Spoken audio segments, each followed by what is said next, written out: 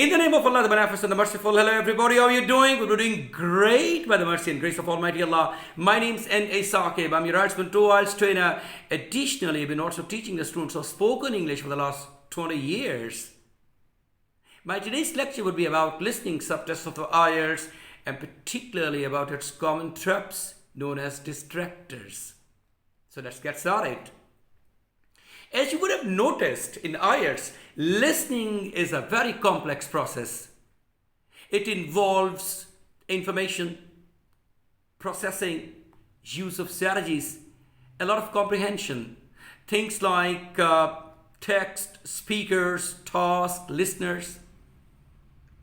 So you will be handling multiple tasks simultaneously. So it means that you must be good at multitasking because you are listening, reading, and writing simultaneously.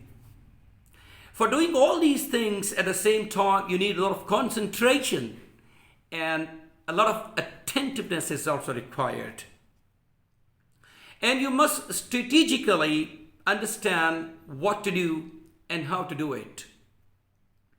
In the middle of all that stuff, or in the middle of war-like scenario, jump distractors.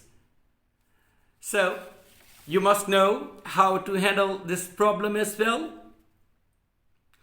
Actually, a distractor tests your ability and it sets out to show which candidates can listen effectively and which can't. So it deciphers between good listeners and bad listeners. One of the most common ways of understanding the difference between good listeners and bad listeners is to set traps and see whether you fall into them or escape them.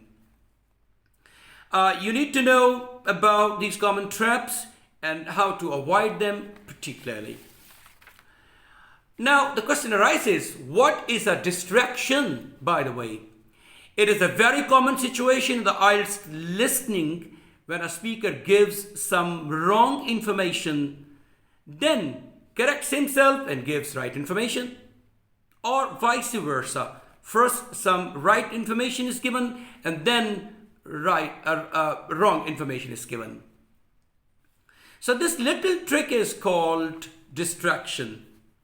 You can get distracted by the information you hear the first time, thinking that is correct.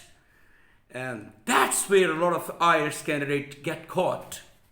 The speakers then actually will give correct information and that will be the right answer.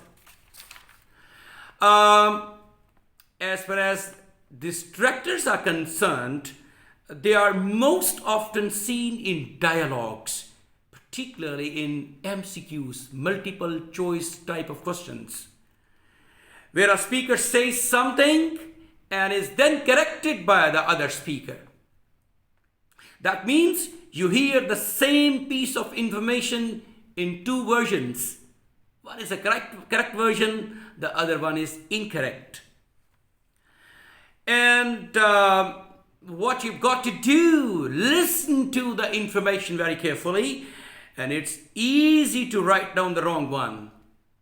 Le सांस भी आहिस्ता के नाजुक है बहुत कम आफाक की इस कारगही शीशागरी का. It's a very sensitive job to track and to find out the distractor and to give the right answer. So pay attention to the words indicators like no, sorry, mistake, I beg your pardon. These are common distracting words. So these words indicate that the wrong answer will be corrected soon or will be corrected shortly. Such distractions are very common in IELTS listening test. So you got to be careful about one thing. When you are listening to the numbers and names in particular, so because they are often corrected later on.